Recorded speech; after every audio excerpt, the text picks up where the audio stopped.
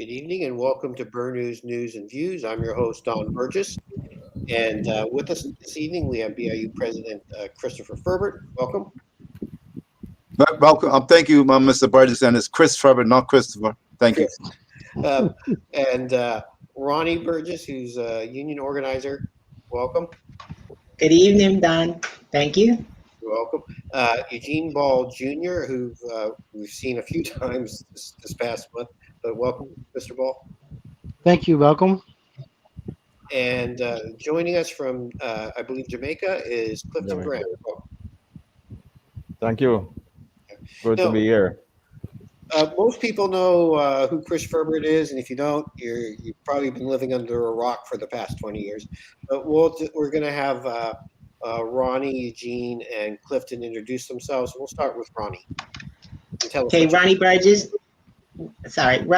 union organizer and also recording secretary for the BIU. Okay, and how many years have you been with the BIU, Ronnie? 12 years. 12 years, all right. And Mr. Ball? BIU president of the bus division, or bus division. I've been with the company now for just over 10 years as well. Okay. And bringing us a very unique perspective tonight is Clifton Grant. So Clifton, just let us know who you are. I'm Clifton Grant, living in Jamaica. I'm Vice President of University and Allied Workers Union, one of the top 3 unions in the country, and also Regional Secretary for the International Union of Food. Okay. Thank you very much. People who've been following what's been happening understand what Section 57 is. But Mr. Ferbert, if you can just go over it one more time. So in case for those people who don't understand what Section 57 is and new decertification processes. Yeah, Section 57 of the 2001 Trade Union Labor Relations and Consolidated Act of 2021. Section 57 deals with the cancellation of certification of a union, and that it's what we also refer to as decertification. And this decertification process, the government would like to have those members in the bargaining unit who are not BIU members to be able to vote in a ballot for decertification. And that is according to the act as of June 1. It doesn't matter whether that worker in the bargaining unit is paying 100% contribution to the union, or the worker is paying 50% contribution to the union, 50% to charity. They believe that either one of those 2 workers should have a right to vote in a ballot for decertification. I'm sorry, both of those workers should have a right to vote in a ballot for decertification. And the union is saying the worker in the bargaining contributes 100% to the union could get a right to vote in a ballot for decertification, but the worker who's only paying 50% should not have a right to vote in a ballot for decertification. Okay. And what's the 2-step process for decertification under the new ruling? Well, the 2-step process for decertification is that at least 35% of the workers, and I guess there needs to be some clarification, 35% of the workers in the bargaining unit, and we're saying 35% of the workers in the bargaining unit who don't unionize initiates a ballot for decertification. And then once that process happens, then just union members should be able to vote in that ballot for decertification, and non-union members who are not contributing at least 100% to union should not get a right to vote. The government, on the other hand, is saying once that 35% initiate that ballot for decertification, they're saying everybody should be able to vote in the process, whether they contribute 100% to union or 50% to union. They should have a right to vote in a ballot for decertification. Okay. Now, the BPSU, Mr. Thomas earlier said this week, or last week, said they don't support it. And he said, to summarize, the union acknowledges that permitting all workers in a bargaining unit to participate in both a ballot for certification and decertification is in keeping with the ILO Convention CO98. This convention clearly establishes that all workers have the right to select their workplace representative, and the BPSU supports this fundamental right. What's your take on that? Well, let's just be clear, because certainly if you're going to start quoting ILO conventions, I just want to make sure we're comparing apples to apples and not apples to oranges. And the reason why I'm describing like that is that I would only guess to I would guess understand that in the ILO, the example they're using is a worker who is paying 100% to charity would have a right to vote in a ballot for decertification. Bermuda has decided to have a carve-out being a worker in the bargaining unit can pay 50% to a charity and 50% to the union. And because that carve-out is there, we're saying that basically you're comparing us to the ILO, but in what context? And I think some background checking should be done to make sure that, are we looking at 100% versus 100%, or are we looking at 100% versus 50%? And if that's the case, then I think the union's position is well position to say that a worker who's only contributing 50% should not be allowed to vote on a ballot for decertification because they're not meeting the criteria as set out in the ILO process for decertification. Mr. Grant, what's the situation like in Jamaica for decertification? Well, our law do not have these decertification. What we have is that once you won bargaining rights, which is a process that we go through the Ministry of Labor, and the Ministry of Labor conduct the poll. At the poll, are required to get 50% plus one of the workforce. Once the union is established as a bargaining agent, it becomes the sole bargaining and representational rights agent for the workers. And to change from any union, a next union have to challenge the existing union for bargaining rights and have to establish to the ministry that they have enough members, and 40% that declare a prima facie case of our union is challenging the existing union, for the ministry to now decide to conduct a poll, and the ministry will seek the necessary information from the management, and we both go into the representational rights poll.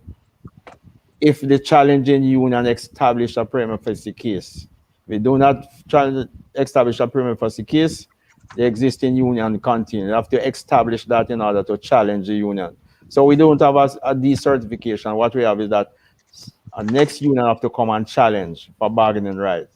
And enough workers in the workforce have to establish through that challenging union to the Ministry of Labor that they have enough members for the Ministry of Labor to engage in a representational rights poll to challenge the sitting union. And if we go to the poll and both unions do not get 50% plus one, the workers are without a bargaining agent. However, if both unions receive 30% of the workforce, both unions can decide to represent the workers jointly. And once the both unions decide that they are going to represent the workers jointly, neither the ministry nor the management can challenge that. It's the two unions that decide that we're moving from a position where the sitting union have sole bargaining right being challenged. The challenger do not get the 50% plus one, but get 30%, and both the sitting and the challenging union receive 30% and decide to represent the workers jointly. They decide, not neither the management nor the government. Once they decide and inform the minister that the both of us are going to represent the workers jointly, then that is it. The minister have to certify that poll has become joint bargaining from sole representation of one union to two unions representing the workers jointly. Now, why are you here tonight supporting the BIU? Well, I have a long-standing relationship with the BIU, and I followed their struggles over the years. And this is a critical struggle for us to engage in, because both the University and Allied Workers Union in Jamaica, our former president, Professor Monroe, used to assist the BIU in training, and from the IUF perspective, Sister Molly usually be the regional president, and now Sister Ronnie sitting in that chair as regional president for the IUF, and therefore as a regional secretary, I have an interest in, and the BIU is an affiliate of the IUF, and therefore as a regional secretary, I have a responsibility to make sure that I do everything to ensure that nothing is done to really damage any of the affiliates in the region. I think that the question of allowing persons who do not support a sitting union to determine whether or not that union remain in that workforce, I don't think it is appropriate. And I think that whoever is pushing that line, they need to know that when you have power, you need to know how to use it.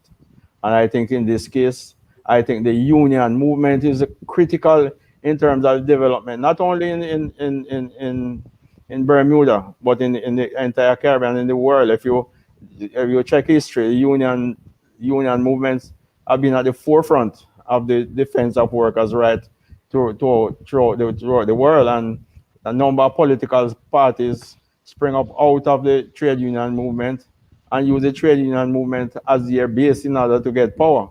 And therefore, when they get power, they must know how to use power, because power can corrupt, and power corrupt. It can lead to a situation where we end up into where we don't go by principle anymore, but based on what power can allow us to do. And therefore I will appeal to the government to re-examine this position, because I don't think the existing political party in power would allow the opposition to come and vote in one of their executive meetings on a position that the opposition do not agree on. And I think that this is a critical issue for us to, as a global organization, to pay attention to, because a struggle in Bermuda is a struggle in the Caribbean, is a struggle globally. And today's event in terms of the demonstration, I have kept the General Secretary, Sister Sue Langley in Geneva, in the loop, and I have sent the different photographs and videos that I have received. So I'm keeping them abreast, so that if need comes that I need to seek if BIU leadership asks the IUF for support, we are having an executive meeting in 2 weeks' time, and I will take that request to the executive meeting at the IUF in order to get that support to protect one of our affiliates who's under threat. Because I think this is really an attack on the working class and the working class organization. And we have, as union leaders, those who fought before us left a legacy for us, and we have a duty as current leaders to protect it. Now, when you say offer support, what does that mean? Well, we whichever form the BIU would want us to support, we will give consideration to it and so support it. One of the forms that we normally use is to seek global support, solidarity from unions. IUF represent over 400 and odd trade union centers throughout the world in over 126 countries. And when we have struggles like this, we normally mobilize our affiliates throughout the world in order to give support, because attack on one is attack on all. Okay. Now, Sister Burgess, Ms. Burgess. Sorry, I dropped out for a moment there. I don't know what happened. Yeah. I want to say, as like president of the regional unit, have you received comments from other unions from other islands, and what have they been?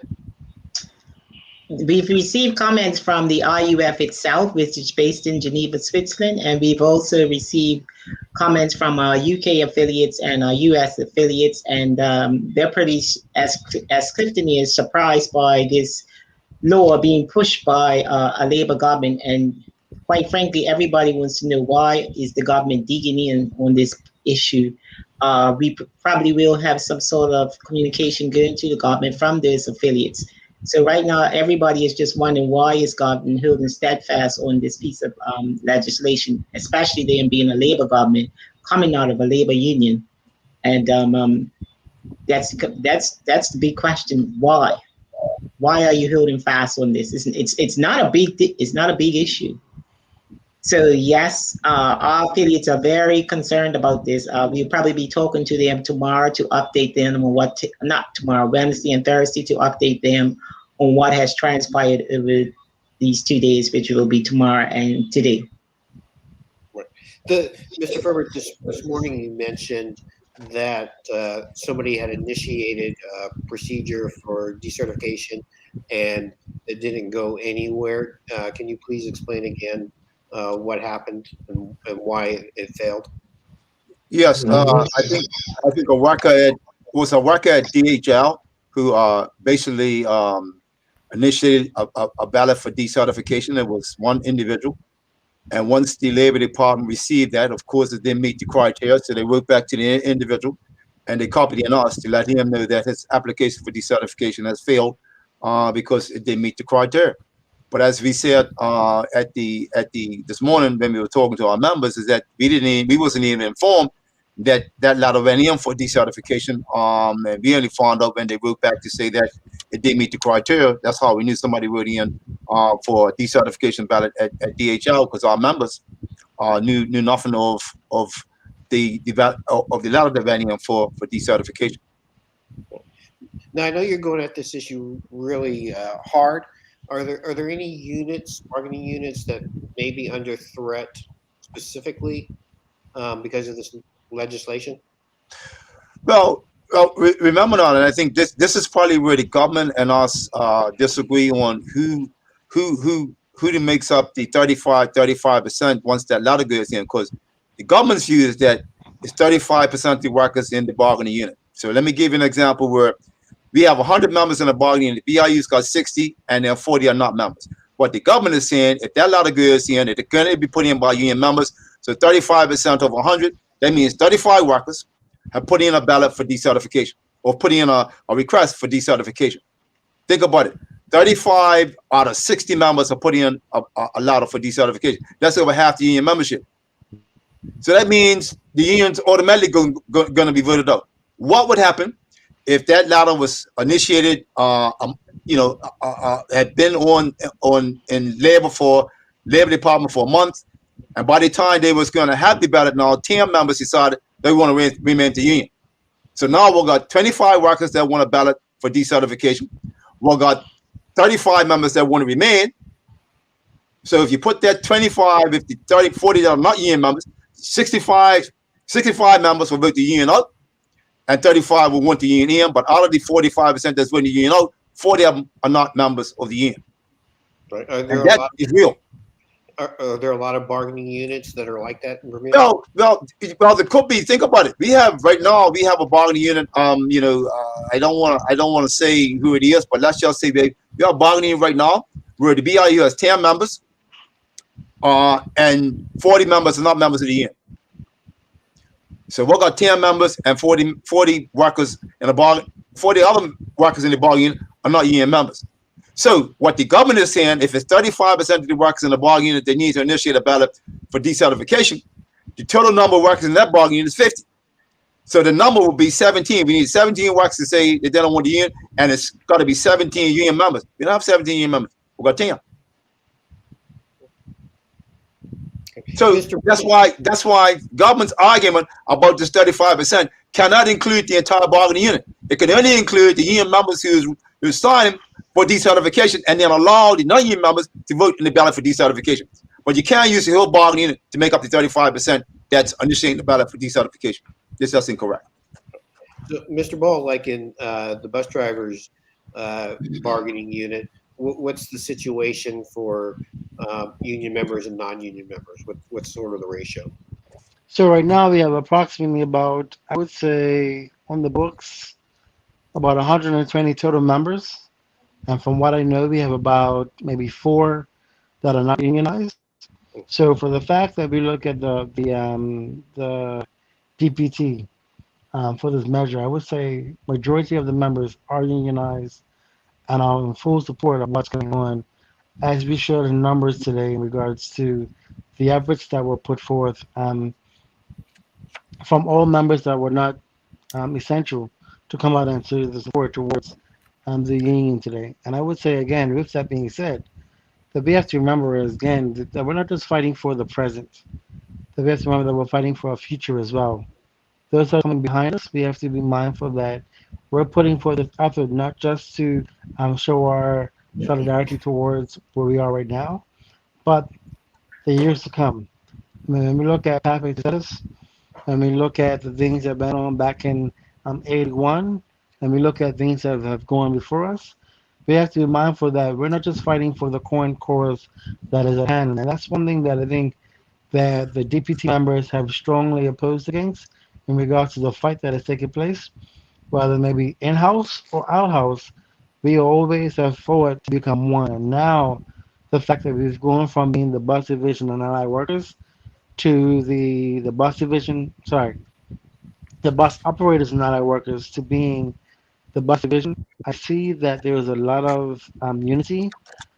Just last 2 weeks ago, when we had the situation at the job where we took a stand for 3 days, I would say that that really showed the country, even though many did not understand what we were fighting for, they did understand the fact that we had taken a stand and the fact that the stand ended up being in our favor.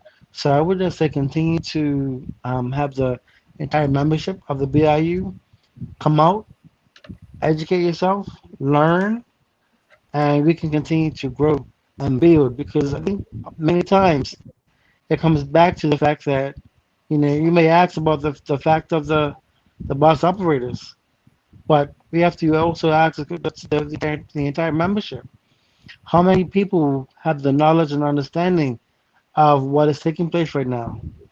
And that's one of the biggest things that we have right now is the fact that many members just don't know what's really going on. So they have to educate themselves and ask questions.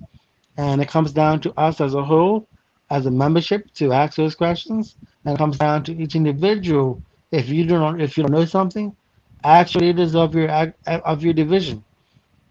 Ask what's going on and why it's going on, and get some answers. Because I can tell you right now, for us to be the bus division, communication is key.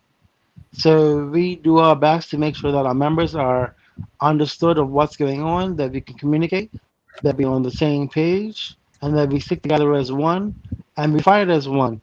We may not always agree, but even when we disagree, we know for a fact that it's about being under solidarity and fighting for a cause. And today, I will say that I'm extremely proud of the membership from the bus division for coming out in the numbers that we did come out in and show our solidarity and support towards this movement. So, again, we look forward to tomorrow and we're going to continue to fight and stand strong for what we believe in regards to standing together as one against this Section 57 of the certification. Okay. Now, as you mentioned, But Mr. Burgess, let me just clarify one thing. Remember now, we've already stated that the BIU membership within government, our bargaining units, when we look at our membership, about 20%, 25% of our members are in government. That includes the buses, bus division. It would include marine and ports. It would include, parks, Washington and Learn, and they make up about just under 1,000 members. So I can tell you that they're pretty solid as far as when you look at the ratio of membership. Most of those divisions are going to have 90% are going to be BIU members, and only about 5 or 10% are going to be paying to a charity. So those areas are pretty solid. Just to let the audience know, the video that we just showed was from the march earlier today. So had a good set of numbers of people out there taking part. Right. Mr. Ball, the bus drivers, as you mentioned earlier, had a dispute with government over the winter rosters. What's the feeling amongst the bus drivers towards this labor government?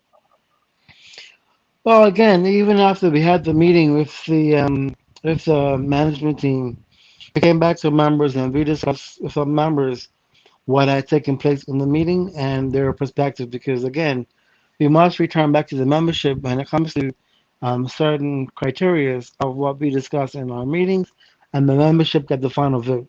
So the thing is that we don't want to make it sound like what was put out by the premier that an agreement has been met and we're going to do what was said. We have to get back to the membership, and the membership are the ones that speak on the final ruling of what takes place.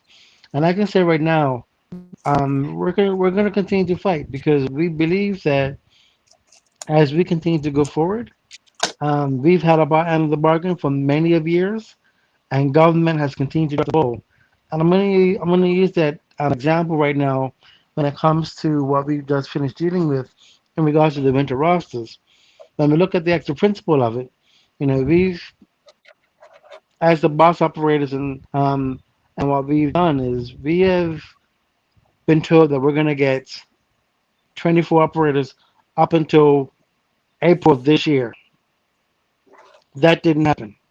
So we've hired approximately five. So now the number from the Bermuda government is right down to 14 with the new budget that's in place. So we have now the opportunity to hire 14 more operators, and now we're being told that we're going to be having new buses, 30 new buses, electric buses in January. So again, we continue to deliver, we continue to put forward, we continue to drive, but it's now up to government to hold up their end of the bargain and bring forth what they promised. And again, many are um, skeptical of what's been put forward, but at the same time, the minister Scott has given his word that we're going to have what we're going to have. So we have a plan in place, and we're going to do our best to stick with that plan. And if things fall apart, then we're going to revisit the tables. But at the same time, I believe in the team that we have in the rules committee to stand strong and to make this happen. And we're going to see where we are come next year when these new buses come into place. But at the same time, right now, I can just say that, you know, from the time that I've been there, and I'm extremely proud, like I said, of our members. We're going to continue to do what's best for the membership. We always continue to put ourselves and the public first. And I think everyone must understand that even this fight right now in regards to the buses being out and the BIU taking the stand that it is taken, we are doing what's best for all of us. Not just right now in regards to the bus operators or other divisions, but we have to think about our future as well. And our future, of course, is those that follow in our footsteps. That this is open to all three of you. Minister Hayward said this morning there was no communication, collaboration, or compromise from the BIU. Your comments? Tend like to call people, the L word, but let's just say that. As my dear belated friend Glenn Dingback Simmons used to say, he wasn't handling the truth properly. And I would love to include that, like I said on the talk show just now. I want to be real with everyone in regards to the understanding of what has and what has not taken place before the brother Chris chimes in. When the premier reached out to the BIU to get a meeting set up and with the general counsel, and the premier and Minister Hayward came to the general counsel and met with us for 3 hours. Why was that? If it wasn't to take back to your party, why meet with us for 3 hours, have dialogue, and at the end of the meeting have no view of change whatsoever? If we have moved the ball and we have said that we're willing to work with you, why not work with us? Let's kind of throw that out there. It seems like from the statements from the press conference this morning that we've reached an impasse between the BIU and the government. We're like the proverbial rock in the hard place, with neither side willing to back down or compromise. So what's the next move at this point? But that's not true, Mr. Burgess. The BIU has changed its position. In 1998 and up until June the 6th or June the 7th, and I'll say June the 7th, at least June the 7th up until about maybe 3 o'clock on June the 7th, the BIU had said that they would not support a non-union member being able to vote in a ballot for decertification.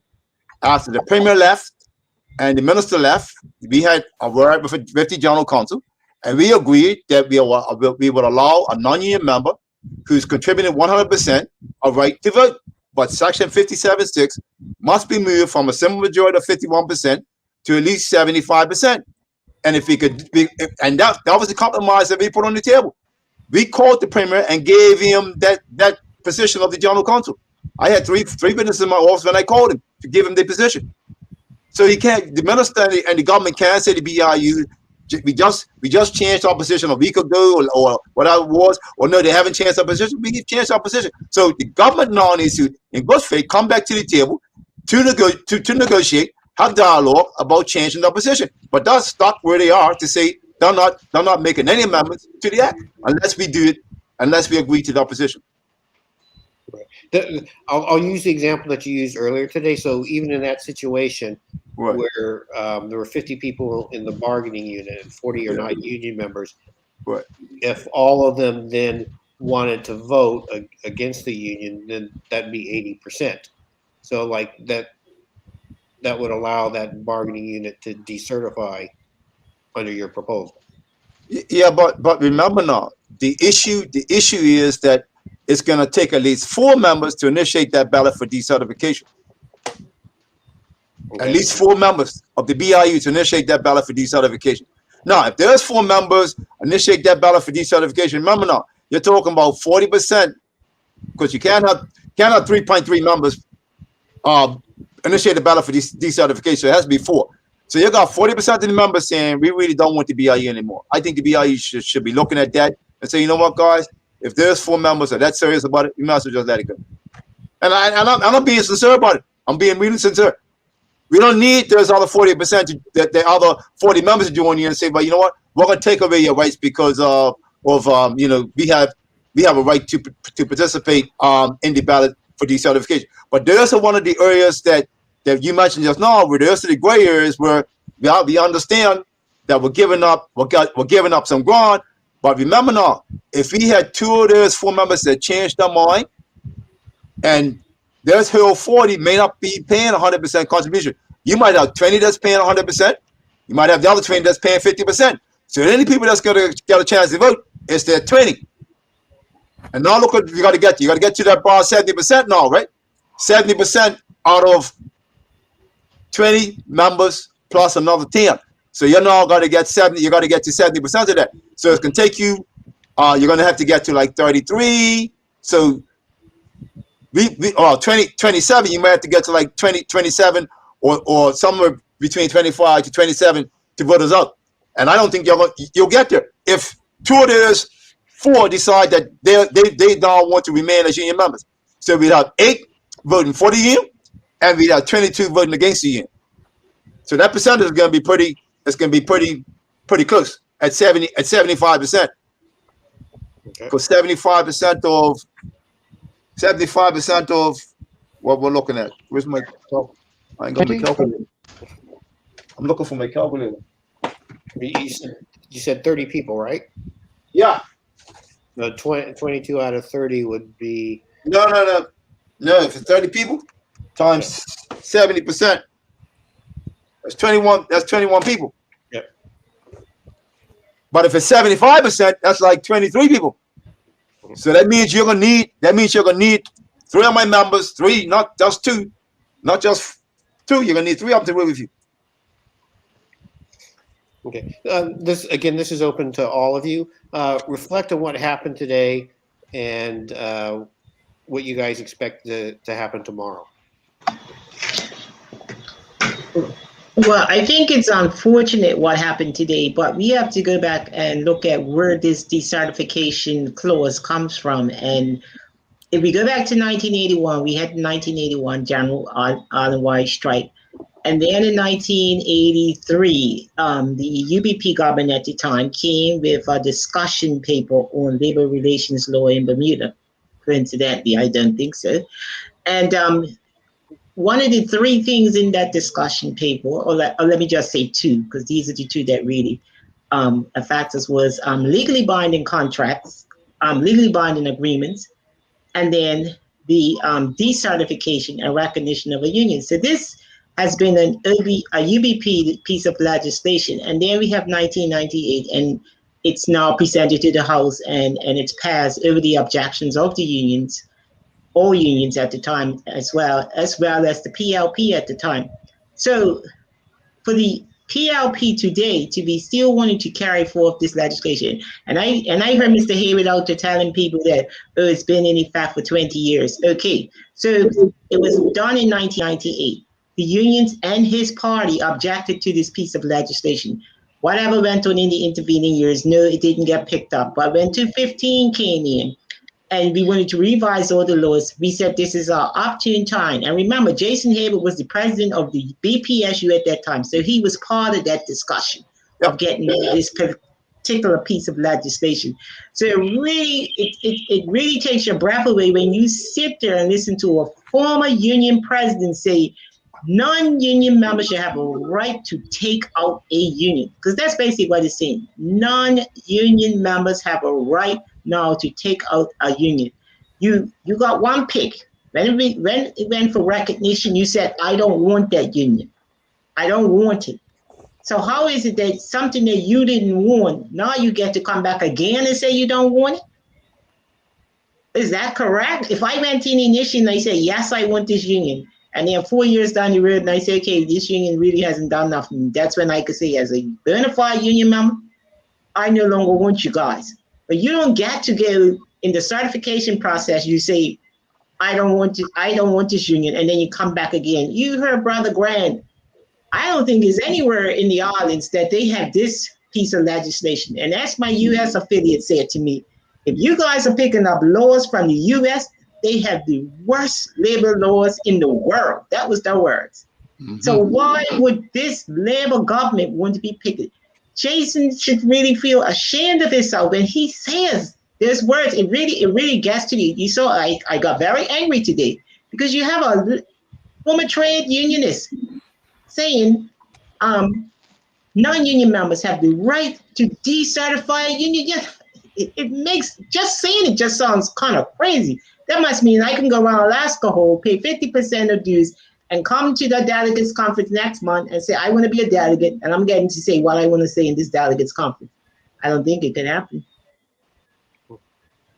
Mr. Ferbert or Mr. Grant, you want to weigh in on that? Clifton, you want to go in there? Yeah, I as I said in the beginning, I fully support what took place today, and we will support any action that you decide on in order to fight this battle.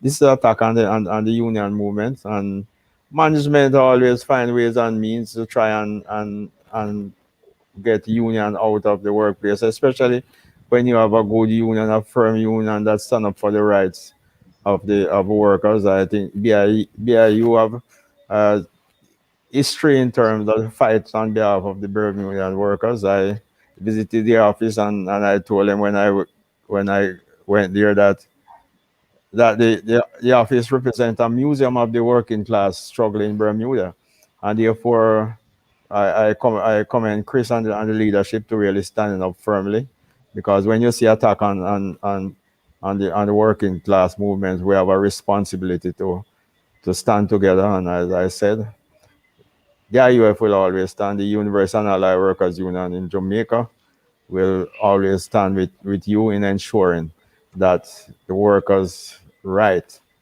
to their union is protected.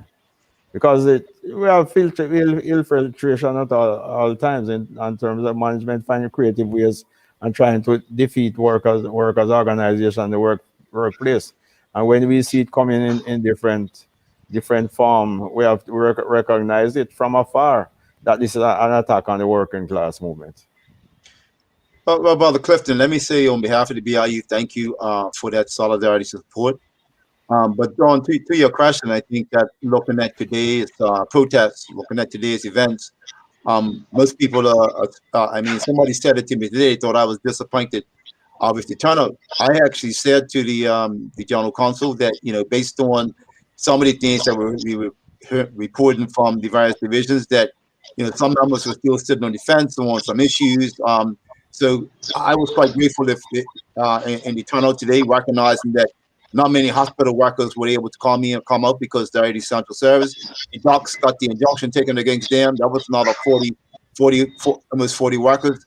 The guys from the trash trucks, because they are essential services. And, so burn all that in mind, I think that for the most part, the turnout was we said to the members that turned out, we appreciate them coming out and support basically of the BIU and us being the current caretakers of this great institution that has been built for us by our forefathers. And we can't just simply just lay down and rule over and let the government do what they want to do with us as relates to section 57 of the act. And as Sister Ronnie said, it's pretty disheartening for me as the general president of the BIU to work alongside, the minister right now, who back then was the president of BPSU, and we still shoulder to shoulder on many issues against the former one Bermuda Alliance government on a number of issues. And he was quite adamant that, we're not backing down on this, we're not backing down on that. When he's the president of BPSU, standing shoulder to shoulder with the BIU. Now it's the Minister of Labor. It's kind of like he forgot where he came from. Has the relationship between the union and the Minister of Labor reached a point where it can't be salvaged, or do you feel like it still can be salvaged? Well, what I would say to you, right, the BIU is always prepared to sit down and have a conversation about, can we heal our relationship that we think it's broken right now.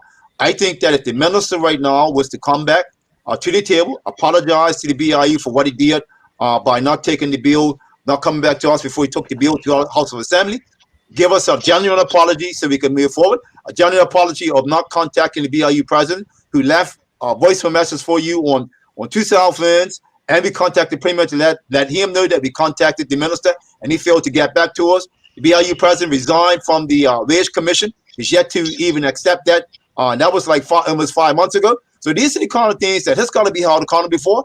And if he can now, first of all, apologize and step forward and begin to heal or mend a relationship, BIU is always willing to give someone a second chance, always. But that first step has got to be made by the minister, and the government needs to stop covering up for the minister's mistake that he made by not getting back to the unions before he took the bill to the House of Assembly. And we're going to begin there first before we can move anywhere. Tomorrow, you're calling on union members and others to come out at 8 o'clock tomorrow morning, and what's the sort of plan? Remember now, the call for tomorrow is we're asking for members, our members to come out and members of the general public to come out. And tomorrow's a protest in line with the Constitution, Section 10 of the Constitution, because the government has made it clear. The lawyer for the stevedoring services made it clear in court yesterday that this is not a labor issue. So because it's not a labor issue, that means people should be able to use their constitutional right under Section 10 and freely assemble and come together and protest against this legislation, Section 57. And that Constitution gives them that legal right to do that. No, I promise you guys. Yes, go ahead. I just want to say one thing in regards to what Brother Christian said just now. And backing up what he said, I want to make notes of something, again, that we went through as being the bus division a few weeks ago. We had meetings Monday, we had meetings Tuesday, meetings Wednesday with the management team and the minister. The minister was the first. Minister of Transport. Scott. Yes, Minister Right. Scott, Minister of Transport. The minister was the first one who came out and said, you know what? I've looked at this, I've reviewed it, and I have to apologize. And when you, as a minister, are able to come forward to the table and say, you know what? I was wrong. I look at where I am, I look at where things are, and you can sincerely apologize. It makes a really big impact to the membership, but also when yourself of who you are. We've had multiple conversations with Minister Haywood in regards to this matter.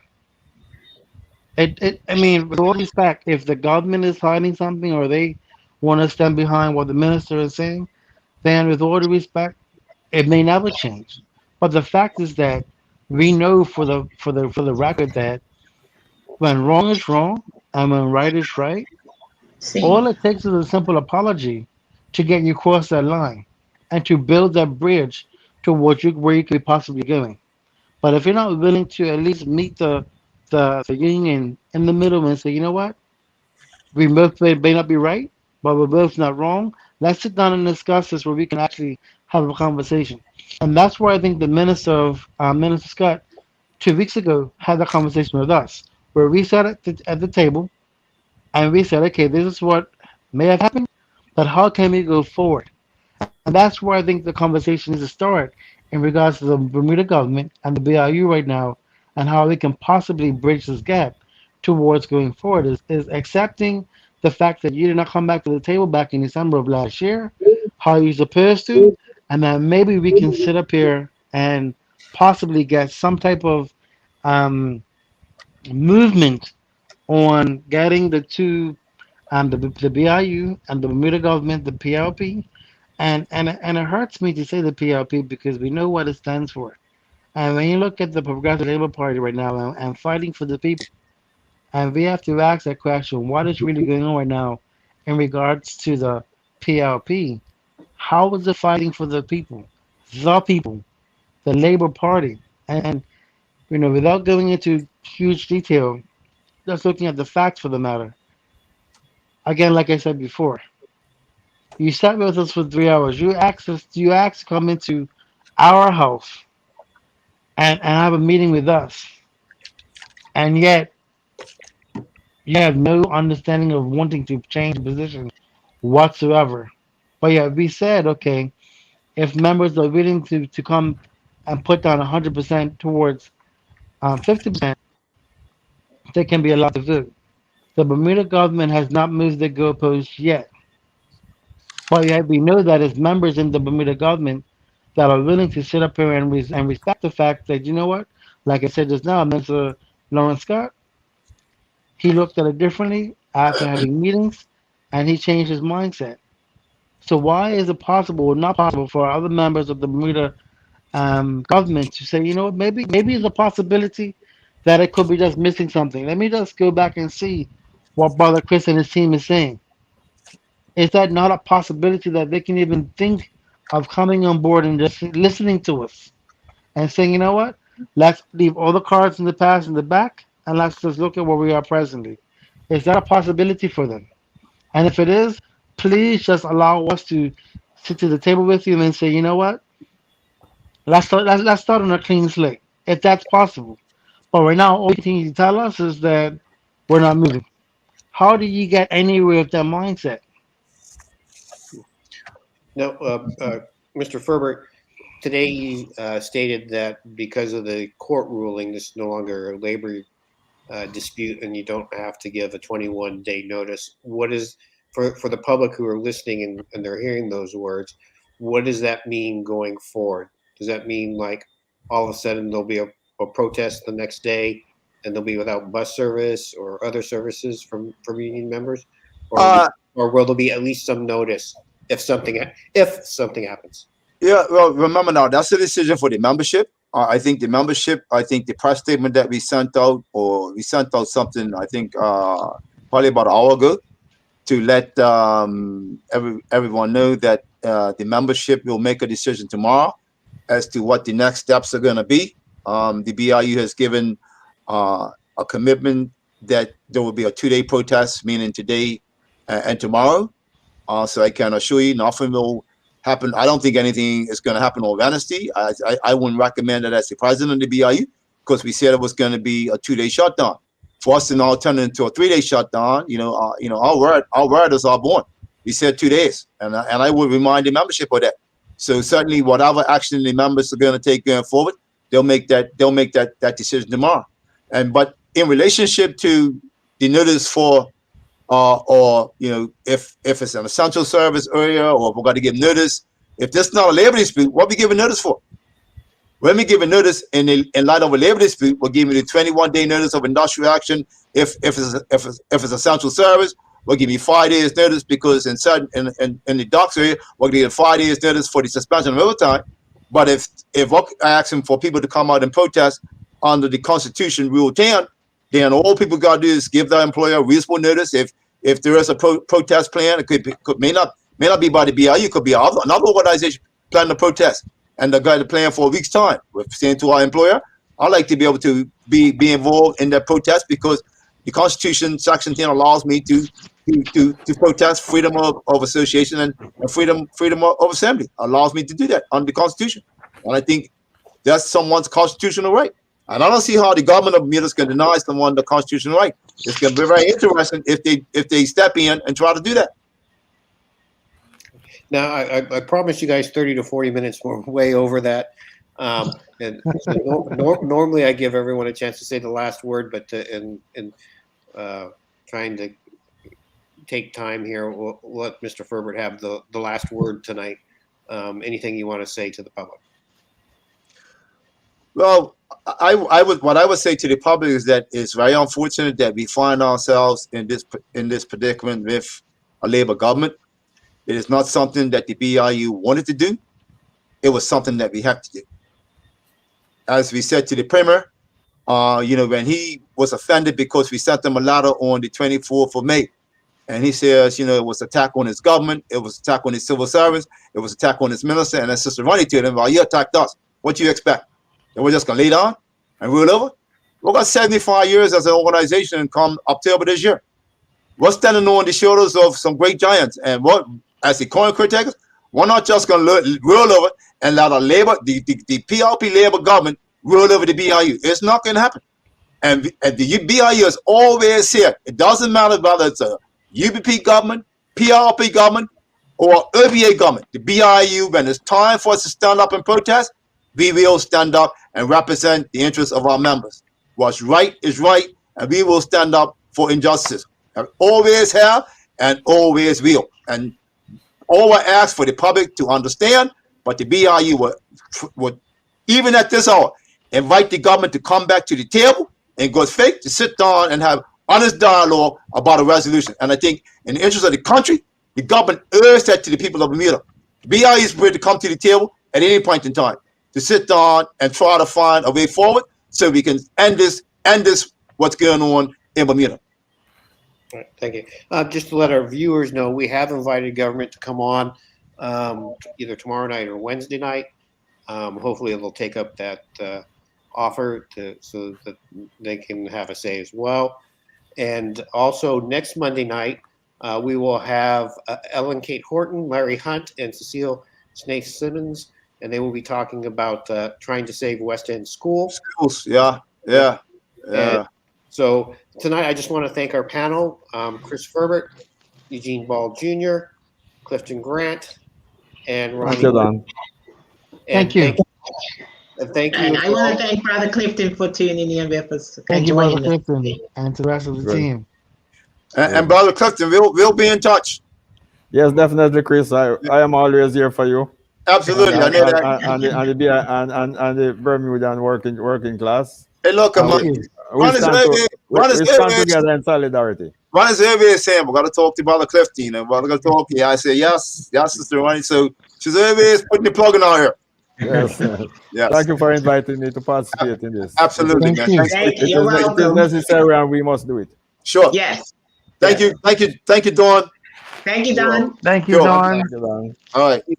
On behalf Thank of you, Don, and thank Pat for the coordination.